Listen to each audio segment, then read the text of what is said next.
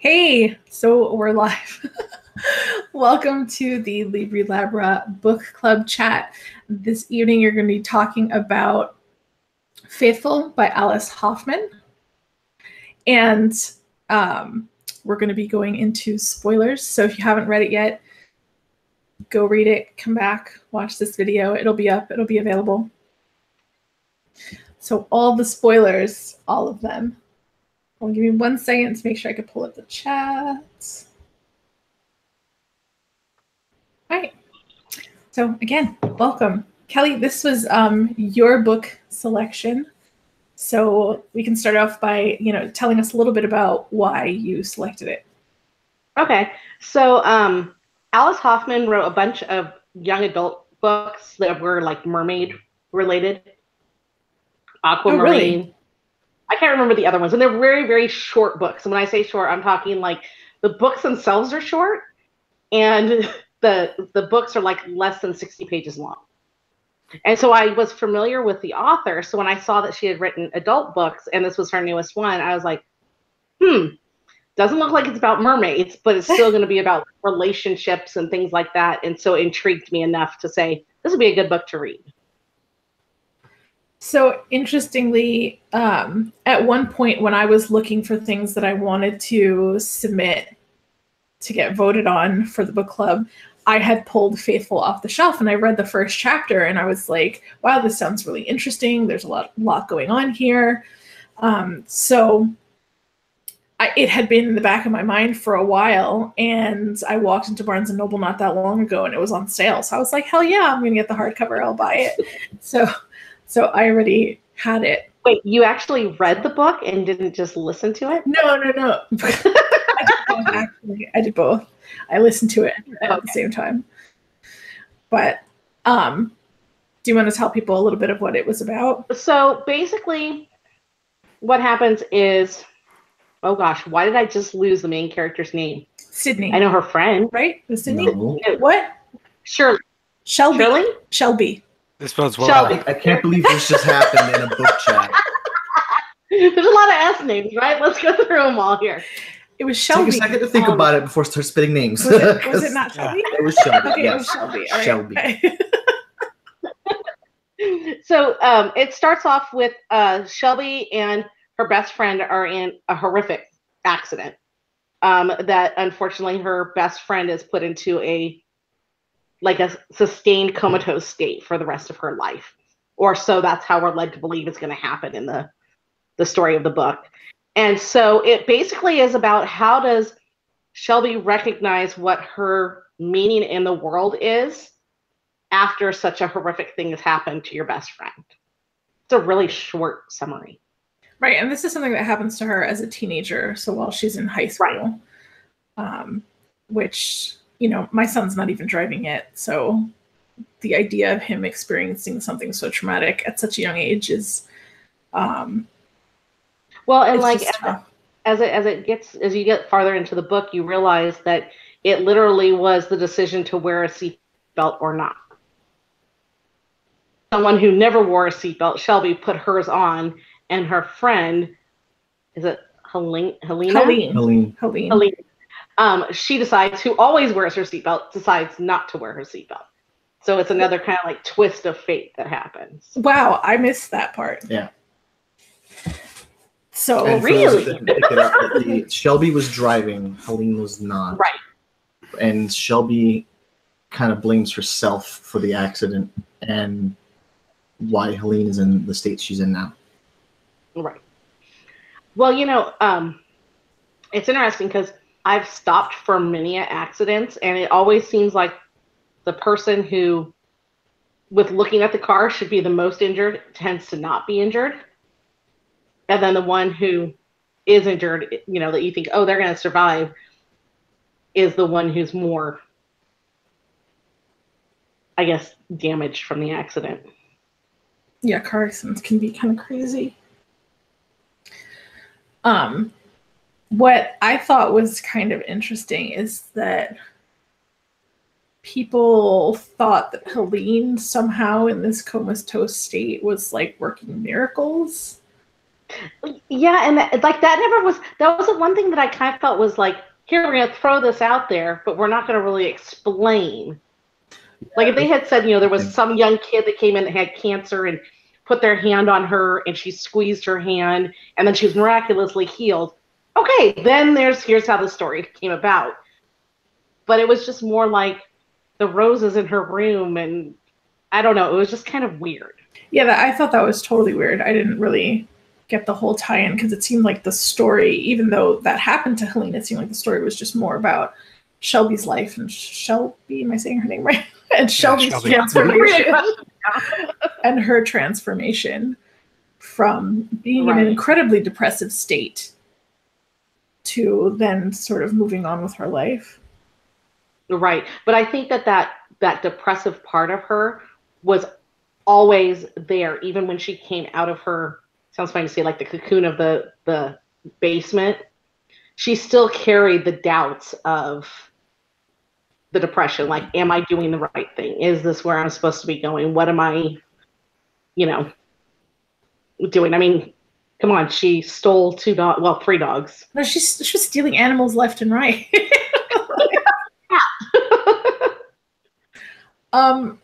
So I don't really want to get into, rating the book or anything like that, but I feel like I was having this moment after. Give a really good rating. No.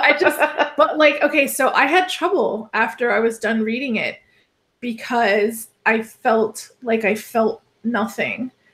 And as I was going back and thinking about it, I was like, there was drama, there was horrible things that happened, there was growth, there was some funny parts, there was awkwardness, there was so much in the book, so many different things that happened that I was kind of like, why do I feel nothing?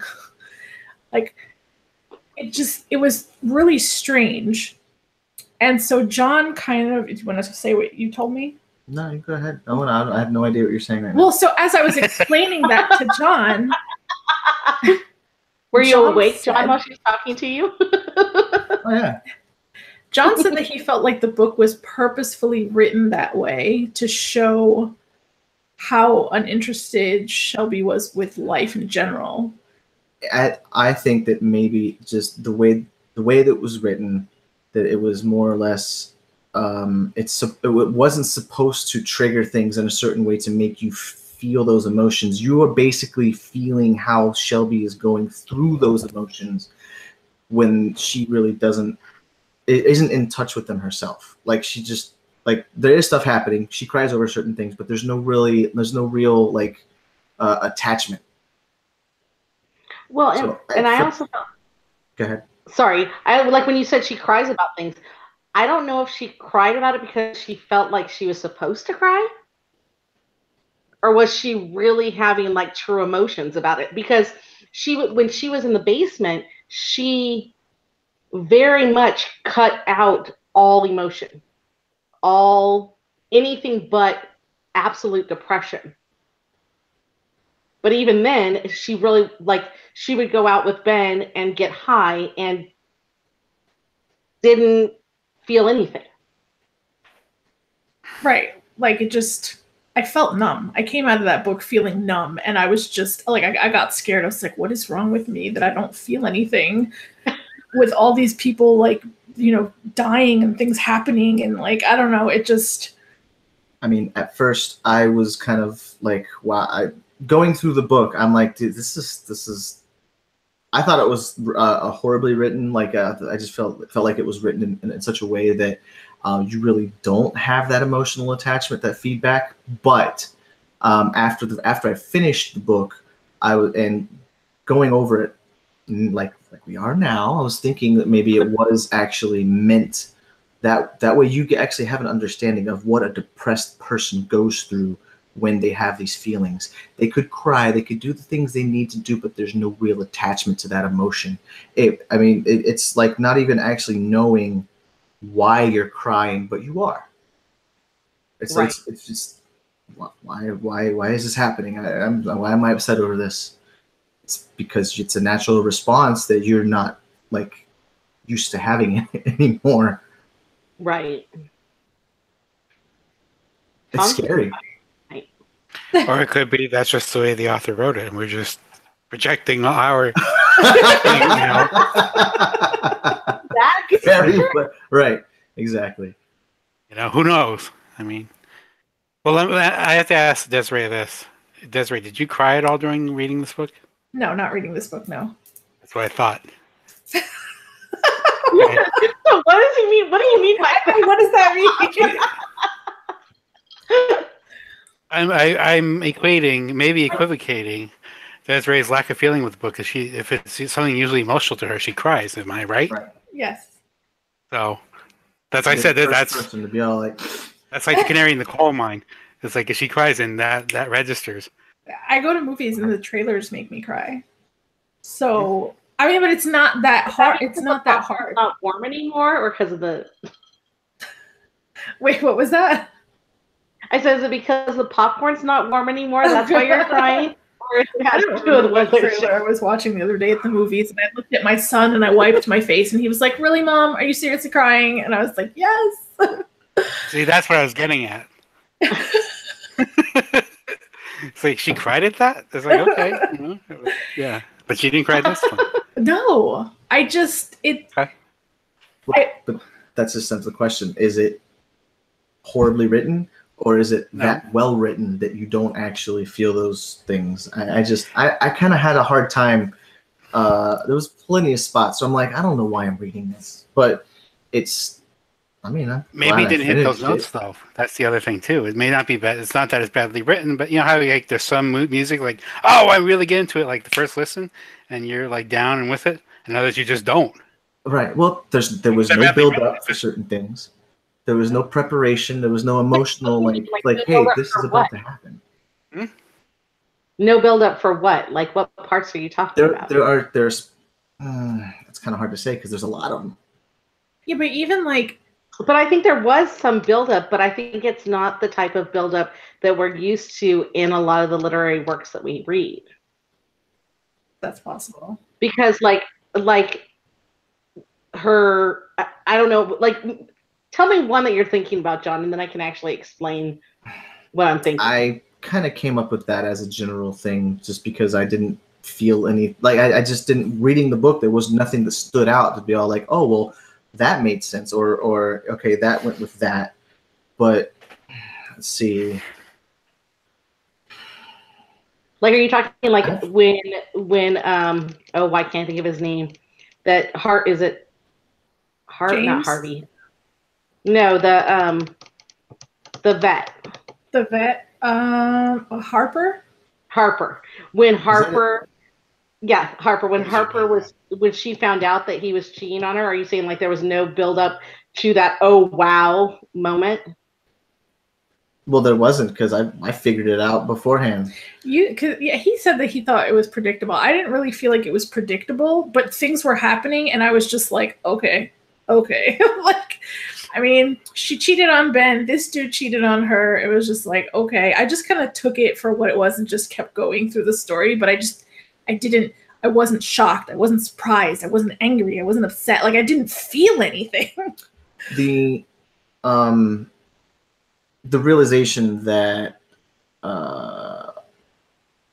James was the one that was writing the postcards, Right. That was flat. That was completely flat. Like I was like, I knew that was coming, but there was no, like she even said it the right way. Like there should have been like she found another way that it was him that was doing it.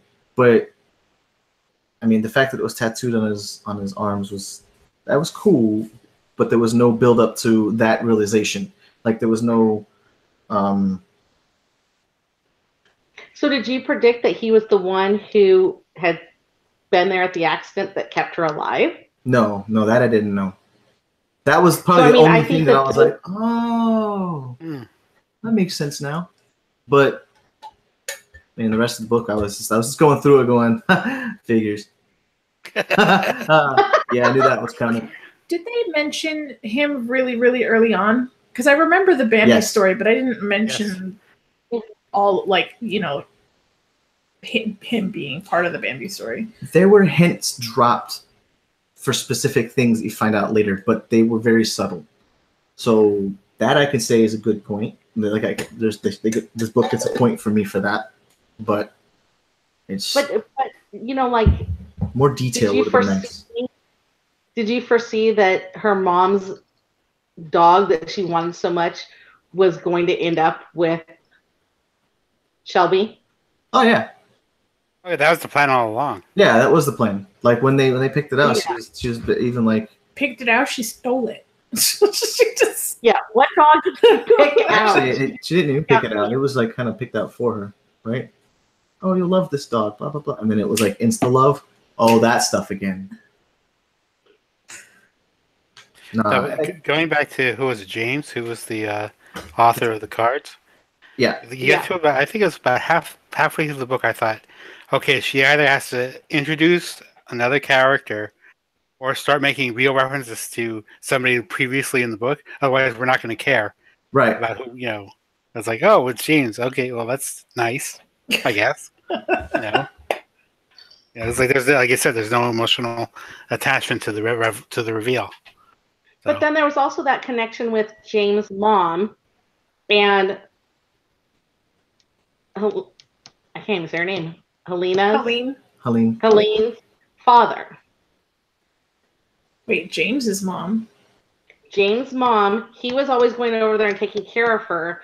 And then when Shelby went and visited finally with Helene's mom and dad, his dad said, I'm the one taking care of the yard. Right. Since leaving. Oh no, it's like they're all kind of interwove with each other. Yeah. They mentioned that, the Boyds, right? Yeah. Yeah. They actually there was two times that was mentioned. I thought she was going to end up leaving the poodle with them because they kept saying, "Oh, he used to come over here all the time." But she stole him. She'd probably come back and steal him later. The thing that surprised me is with all these animal tests, nobody like sees her again and accosts her for it. Like, man, you took my, it's like there's no, and she must walk the same streets. Right. Yeah, because she sees these with dogs. all those dogs. Well, a former employer, then she and someone recognizes her in that store, and she says like, "Hey, I have to take this dog," blah blah blah, and nobody that would have come back. Yeah, that would have come back to her. Wait, so here was something that I didn't get. So, doesn't she steal a kitten off of the homeless girl's shoulder? She steals multiple animals from that to give to her friend's daughter, to Jasmine. Okay, so and then doesn't she see the homeless girl in a bookstore later on in the book? She actually, like near the end of the book, she recognizes the tattooed girl is what they called her. Okay.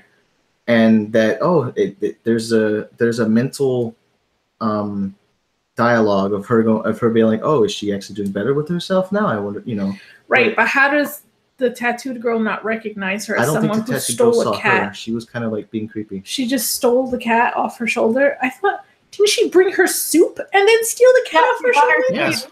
Yeah. And sandwiches. Yeah. How do you forget that? How do you forget someone just... Maybe she was in a drugged out state at that time. The tattooed girl could have been... Mm-hmm. Well, both of them were much different from when they were. Right. Yeah, that's true too. Oh, and Shelby had hair. Shelby now has hair. Oh. Yeah. Okay. There was even somebody else that didn't recognize her. Bad explanation. The orderly at the hospital didn't recognize her, even though he was the one who said you should grab her. With the Russian guy. Yeah. And what was up with that Russian guy? Like, okay, she helps him out. That's how she meets Harper, but I don't think I remember that part. It was a good deed. You don't remember the hospital part? She was all about saving. She was saving the dog. She helped save this dude's life. I mean, it was kind of a that was her. I can't think of the word I'm trying to use, but that was like black and white. Her.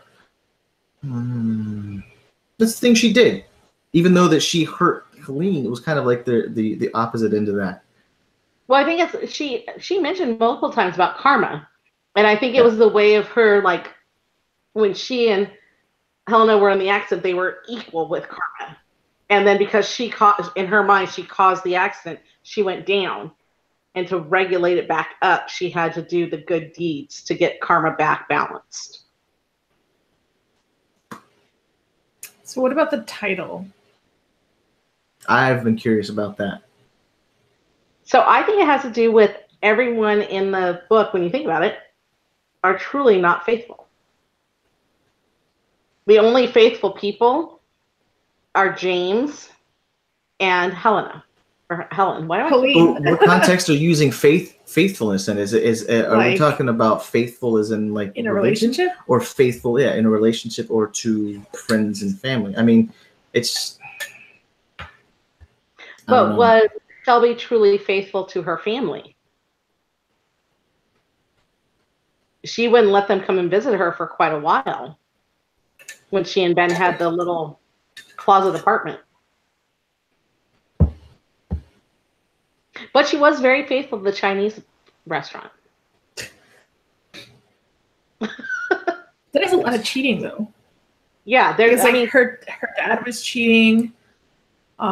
She cheated on Ben. Then Harper cheated on her, and With her and Ben, she repeatedly tells him, "Yeah, this is not love. This is something else." So in a way, it's not cheating, even though she's living with him. yeah, but then she spends like after they break up, she spends so many pages like pining over him and being upset at what she lost. But again, it's just like, Yeah, but is she pining over him or is she pining over the situation that she was in? Like the normalness. That's normal for her, and that's what she's pining for, not necessarily him. The routine. Yeah. Well, and it was something that was finally, quote, normal for her. Sorry? It was something that she was finally, it was normal for her. Normal for her, yeah. She could keep her head relatively above water in that situation. So now it's taken away from her, and now what? now what? Right. And Ben even gets mad when, what, the little dog, I can't think of his name, Blinky. Blinky. When he died, he's like, how could you have not called me? Yeah. I mean, it's kind of douchey not to. Yeah. Well, but I don't think she wanted to know that he had moved on. Even though in her heart of hearts she knew he had and had hoped that he had, until she had moved on, I don't think she wanted him to move on. I feel like him showing up was weird. Him showing up just knocking on the door. He showed up at her apartment unexpectedly when James was there. Oh, after everything. Okay. Yeah, and then he was like cursing James out and just being like really upset. It's like, dude, you're married with a kid on the way. Like, why are you here? Wait, did he find out? No, the kid was already there. Did he find out that she was cheating on him? Yeah, he knew that she was. No, not Shelby, his wife. What was the reason why he was like, oh my God, this isn't working? No, he just said that he missed Shelby. And but he had an every day of the week girl, so he was truly cheating 7 days a week. Because Shelby was the Monday girl. Oh, I'm talking. No, that's Harper. That's Harper. Yeah, that's Harper. No, I think with Ben, his new wife was too like upwardly mobile for him. And yeah, like they weren't getting along. She wanted lots of change and things happening, and the bigger house, but nicer car every year, sort of a thing. That's what I got from it, and it's like, yeah, it's not him. So now again, is it him not liking the situation, or is it him being attracted to Shelby? Who knows? True. Probably just missing simpler times. Yeah, the normalcy. When they could just hang out and smoke up and not whatever else. And have Chinese food. And have Chinese food, yes. There's somebody in the chat. And I didn't realize. I apologize. I didn't see you there. From me to you. Who dat? Jess. I will say hi over here too. Hi. Did she read the book? I don't know. Maybe. I hope so. I hope she read the book. We're spoiling it for her. Oh boy. Oh boy. That's a lot of spoilers too. I don't know. I would hate to put my own expectations, because on the book, because it's No not fair. point. That's not fair. But I just wanted more. I wanted more with Helene. I mean, she was just the burden that Shelby carried the whole time. But do you think that, I don't know, it was Shelby's story, and because Alice Hoffman has written books from different people's perspectives, so I wonder if she will write another one and it'll be from Helene's perspective. But then again, is Helene like dialogue there but not there? So it's going to be more of an internal dialogue. Right. I think my favorite part of this book was that it takes place in New York. Like we said, a lot of books. I don't even do that on purpose, but I'm like, New York, yay! So, they talked about Long Island and New Jersey, and I don't know, that was kind of familiar. But I'm looking at your cat behind you, John. It looks like your cat is in a fish. Cat? Yeah. Yeah. Oh, there she is. Yep. But the way she was playing, it was like she's in a fishbowl or something.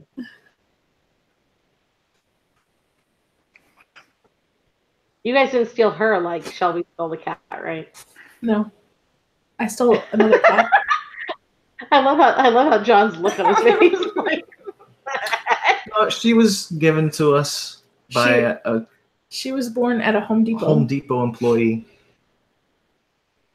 wait, she was born at a Home Depot? Yeah, like there garden was department. in the garden department there was a cat, and Cats get in the garden departments all the time.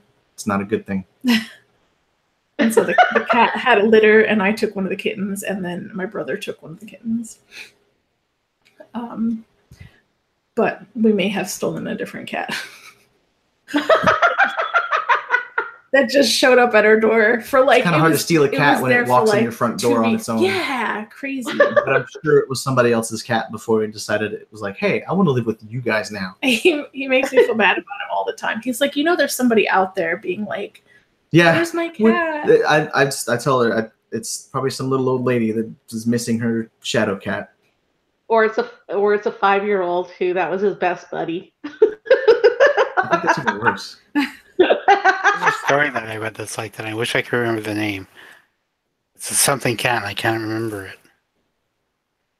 Okay, it's by Japanese. Very, very good. It's like a short story, like a novella almost. And it talks about cats like that, or a cat like that. So It just walks into your house.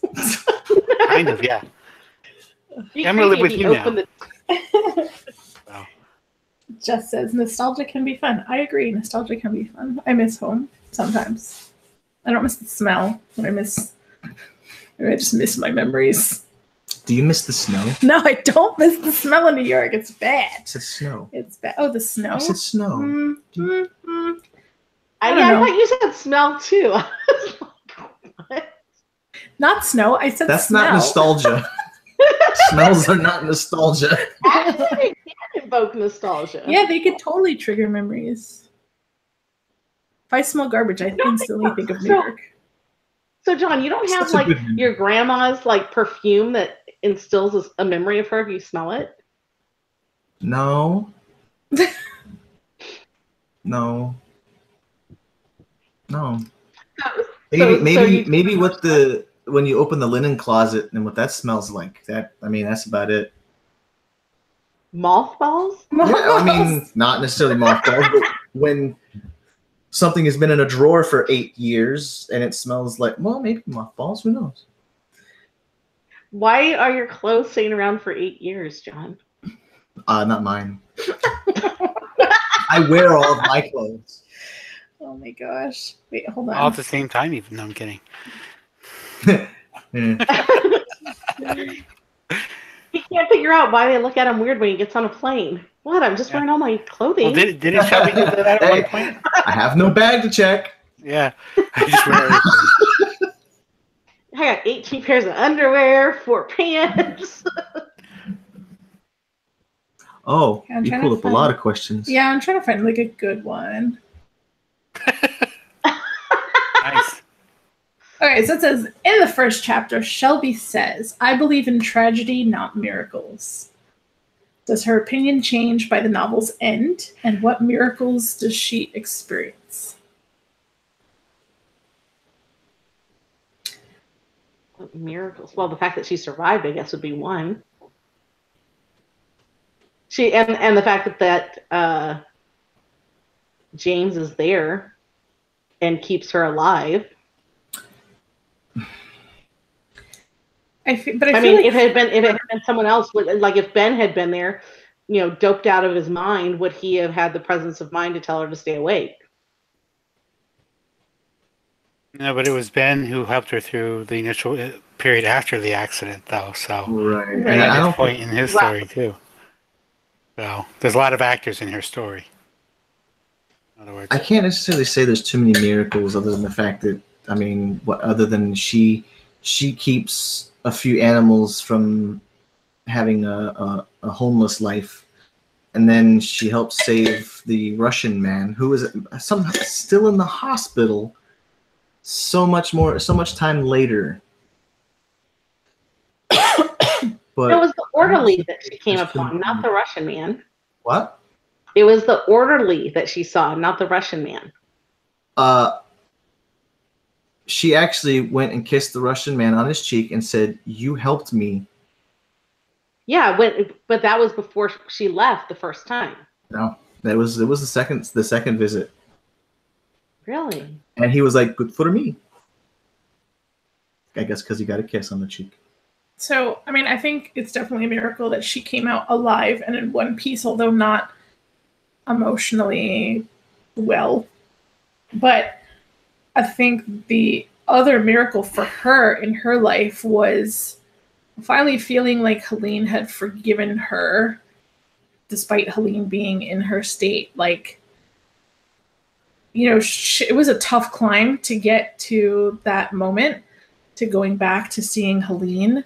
But I feel like her life really started there, because that's where she got closure, and that's where she was able to leave and move on. And she's going to start her life with James in another state and just kind of leaving everything behind, leaving the weight and the guilt.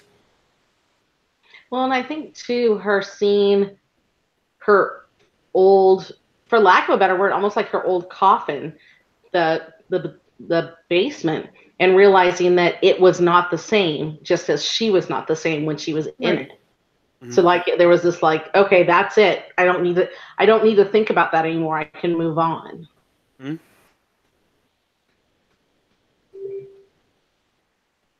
Plus, in a sense, the sequence of events which happened after, apparently to believe that she now wants to be a veterinarian.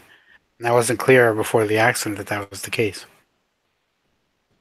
At least to me. Yeah, you're right.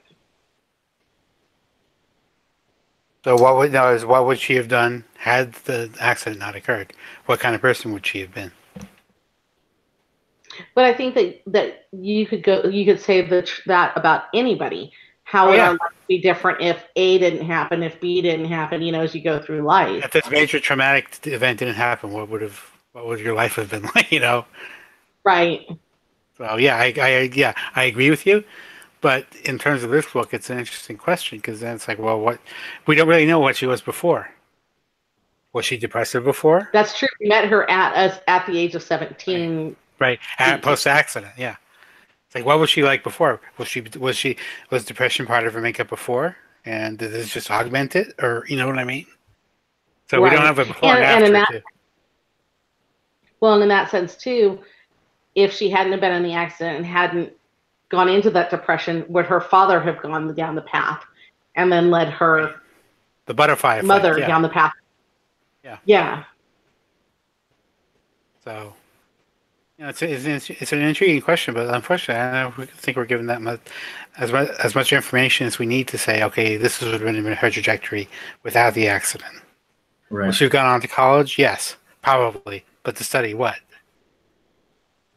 Because she was ostensibly she would have still been living in the suburbs, and she wouldn't have had the exposure to the big city animal or the inner city animals. for lack of a better word for it. Right. To thieve and rob and take. So. Well, she probably wouldn't have had the job at the pet store to see That's that what I there mean, was. But even though she at the very beginning absolutely hated the job, it was simply a paycheck. Mm-hmm.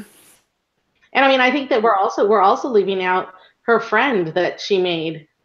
Maribel. Maribel. Maribel, yeah. And her whole family and how they impacted her. And I think that a lot of the way that they impacted her was she realized, even though she saw herself in one light, others saw her in a different light, and she could be good. She could impart good into the world. Mm. Because, she even said, I hated kids until I met them. Right. Mm-hmm. And they seem to really care about her and trust her and want the best for her. Even the mom, eventually, who didn't originally like her. Right, exactly. Can't remember what I was going to say. Something about Shelby. Oh, yeah. What did you guys think about the fact that... Actually, clear this up for me first. So the dad fell in love with the mother's nurse? Is that what happened? I don't remember. He first was having an affair with a woman from the store. From Macy's? Is that... No, it was the store that they worked at. That he owned. It was the family business. Because remember, the father had the family business. What? And then it went under, or he decided to sell it. And then he went to work at Macy's. Oh, okay. But who did he marry? I thought there was a nurse. His wife's, because they got to know each other because he was always there. She was like her best friend, even though she was a nurse. And, it leads you to wonder, did the mother say, when I'm gone, it's okay if you're with her? Did she give her blessing? We don't know. I thought he got to know her because of chemotherapy and stuff like that. Yeah, while his wife was going through chemo. Right. But that's what I'm saying. She was his wife's friend in the medical field because of the chemo. So that's what I'm saying is we don't know. Did she give her blessing for him to be with her? That's I never think told. It was a blessing. I think there was more of an acceptance, knowing that if she's going downhill, that he's going to need someone to fall on later. Probably. Because I remember when she was talking to Shelby, she was even like, "Oh, I've known about it for a while now, so I don't care." Mm-hmm. What do you guys think of the fact that he didn't invite Shelby to the wedding? That seems harsh. But I don't think her relationship with her father was good to begin with. Really, ever. Now, we don't know, like Tom was saying, we don't know what she was like before the accident. If the accident caused that rift in their relationship or what. So I don't know. Well, I mean, he showed up to talk to her and to tell her and to give her money. So, obviously he cared. I don't know. It just... Did he care or was it an obligation? I felt like he cared and he was trying, and she was just like, I don't want to have anything to do with you. Because he wasn't available enough for her mom, or because he was cheating on her mom, or something along those lines. It seemed like Shelby was really upset and holding a grudge about that. At least that's what I thought. Yeah, throughout the book, they kind of make it the case where her mom and dad really don't love each other. And they know that, but yet they stay together. But isn't that the way Ben and her were? Ben, I think, loved Shelby, but of Ben, it was a relationship of convenience for her. Oh, yeah. But that's not the same. I don't think that's the same case as her parents. Because I don't think her mother was that into him and he wasn't that into her. So. But I wonder if they stayed together because they felt like they couldn't bring more, quote, tragedy into Shelby's life by separating. Yeah, that or That's again, smart. it's normalcy is what you have, and that's Yeah. what you're used to, and that's what you know. It's better the devil you know than the devil you don't. Right. Damn. No. Never heard it put that way. I mean, I've heard the devil you know versus the devil you don't, but that's harsh. It's true. That is. Same thing, So- like you said. Same thing with Ben and Shelby. It's like, yeah, we're here until I find something better, essentially, and that's what eventually happened. The Ray Bradbury's book, The Illustrated Man, comes up quite a few times. Yes. And I've never read it, so I'm curious. And I would like to read it. Tom, have you read it? I'm guessing you No, have. I have not. Oh, you have not. I haven't read it either. Okay. Maybe that's going to have to be a follow-up book for us. That's what I'm saying. Whose turn is next to pick books? Tom, and it's already been selected. For Okay. January, we're reading Artemis. Well, I knew that one was selected already, but is your after that? And then you had your poll. I'm after Oh. that. Yeah, and my Okay. poll's Your poll's already already done. done. Too. Oh, it's already done? Oh, man, you're going through these quick. So, Um, no, I just say it was interesting that, that she mentions, was it The Illustrator had such a great book, but that's Ben's influence on her. Just goes to show you how the various people we interact with sometimes leave their mark and say, okay, I got this from this person, and that makes me who I am. So she passes it on to James. So. right. Ben made a big deal out of all the things he marked her with, I guess, personality-wise, when he got into the argument with James. It's like, yeah, she got that from me. I expected James to pull out a rubber band and just ping him with it. Like, I'm not going to fight you, dude, but you know what? Ping! How do you get a scar from a rubber band? There had to be one tight rubber band. I don't think he meant a physical scar. I think He's emotionally scarred from that. Jesus. So, I guess if we don't have any more to add, we can kind of end it off with our ratings. Our rating for the book. Kelly, would you like to go first? I believe I gave it a 4-star. I think you gave it a 5. Did I give it a 5? I may have given it a 5. I enjoyed it. The interesting thing is, I know I mentioned to you a couple of times, Desiree, that I had a hard time getting into the book. Mm-hmm.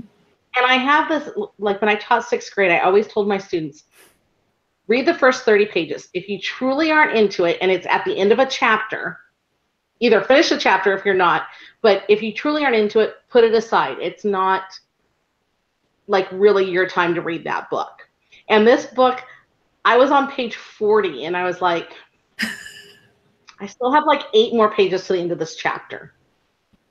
And I actually ended up going to the movies and taking the book with me because I was early to the movie and I could not put it down. Like I finally plowed through it. Mm.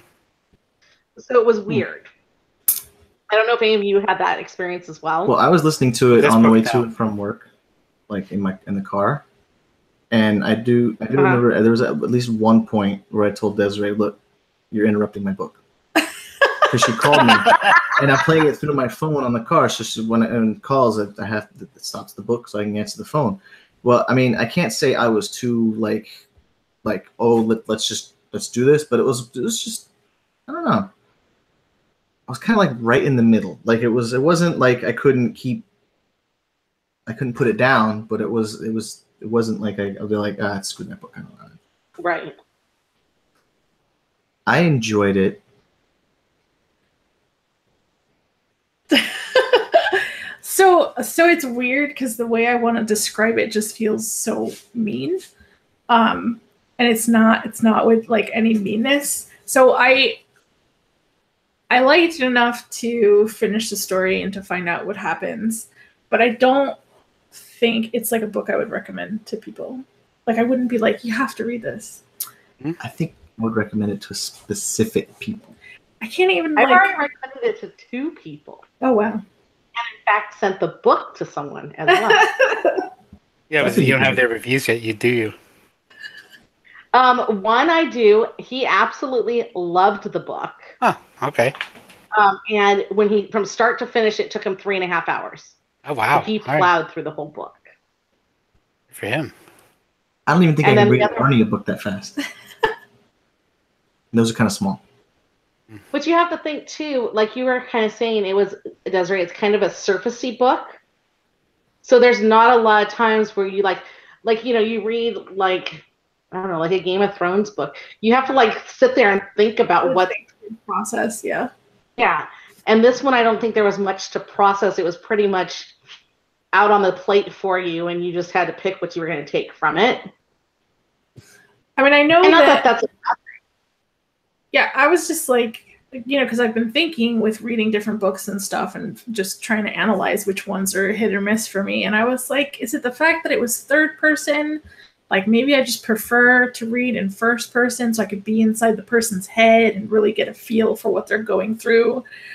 And then I was like, wait, but isn't Harry Potter told in third person? Because I was definitely into that. So I don't know. It just... I've had other people say that Alice Hoffman's books were kind of hit or miss for them. So I don't know. I don't know what else she wrote or she's written. But I would say rating wise, I guess I'm like right before a 3, but I know on Goodreads you can't give it like half quarter or 75%. So round it up to 3? It would be a 3, yeah. 2, 3, there's your 2.5.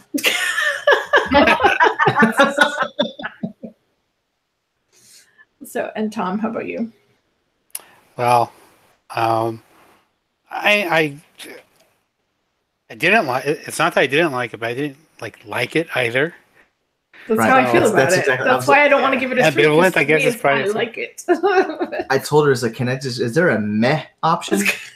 Yeah. Meh. It was okay, which is a meh, which is a 2. Yeah. You could. But no, I gave it a 3, but mainly because, especially toward the end, it seemed like Shelby was making her grand tour. Like each chapter was for a specific person that she had to say goodbye to. Okay, now we saw the person, click. We saw this person, check. We saw this person, check. And then finally, Helene, check. And the book is done.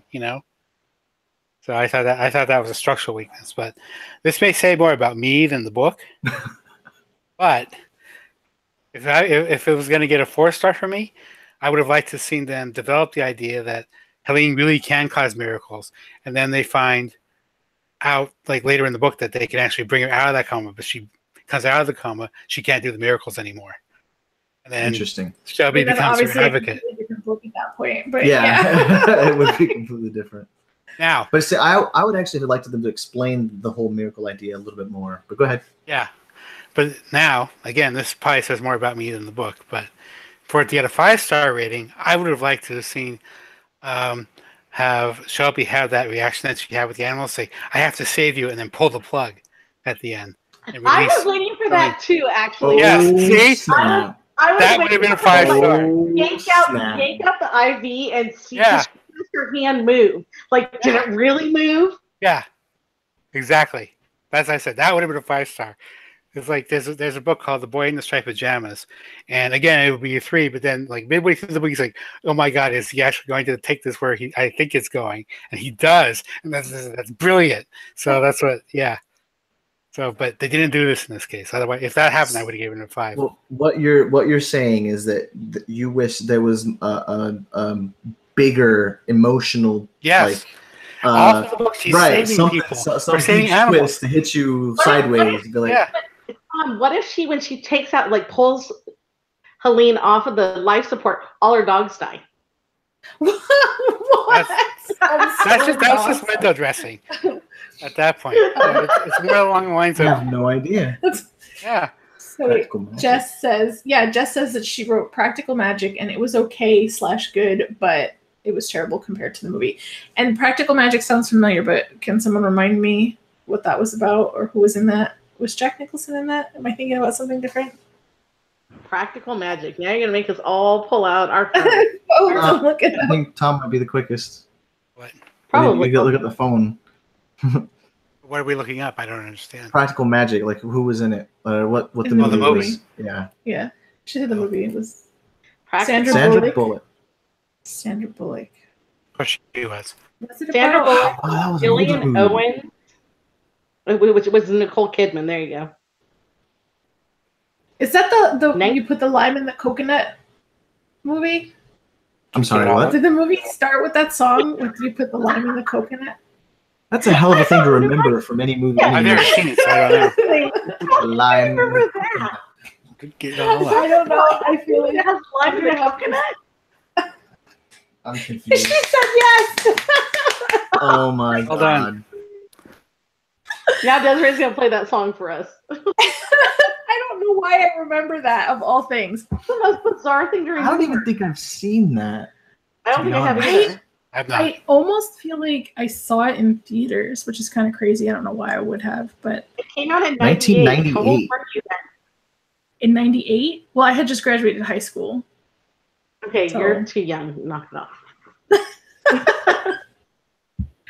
Graduated high school in Graduated. 92, so I was I graduating. graduated I was in graduating '97. college then. Wow. Oh snap! I think I did watch that. See? I don't remember nothing I don't about remember. it. Wait, hold on. I remember it's got It's candles the on Owen it. sisters, And it has the Witch candles. sisters. The other. And a lime and a coconut and This is. Let me see. Hold on. Okay, this is what the movie cover looks like. why is there umbrellas? I don't know. It's about Shouldn't they be witches. broomsticks? Really? They're witches. We're gonna have to watch that now. Mm. But like, apparently it was based on a book by Alice Hoffman. So there you go. Okay. The movie Aquamarine is her book as well. Oh, she said the movie's plot was better. So the movie was actually better than That's the what book. she was saying. Yeah, Oh, that's very rare. Jeez. Yeah, that doesn't happen very How does that often. happen? You have to write a crappy book.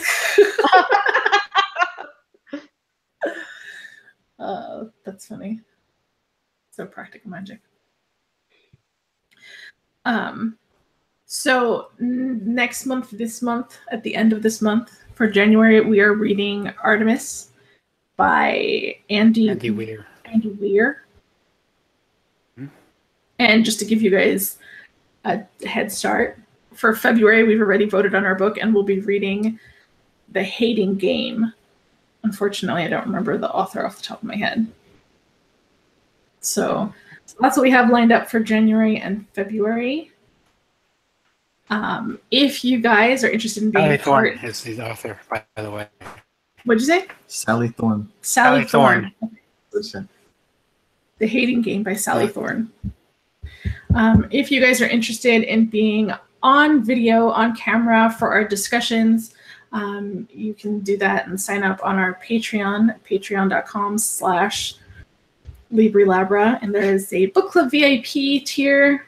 There's some other rewards for being a patron. You get entered into a monthly giveaway that's somehow book related. I've been picking random little things to give away.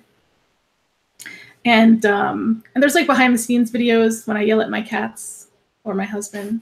And you're not gonna like give somebody a cat or a dog this month that you've stolen, right? No, she keeps those. I keep those. Yeah, I have too many. I already have 4 cats and a dog. I said no to this one. Yeah, but you love But her. You can see how that turned out. Yeah, exactly. That's what I'm saying. It's just, no. I was at They've work. seen all I the said no. I pictures. came home. They've There was seen a the cat. pictures of how you snuggle with her. Mix that around. Oh, she snuggles with Yes. you. Whatever, you love She her. loves me. So thank you guys. Thank you guys for joining us this evening for the chat.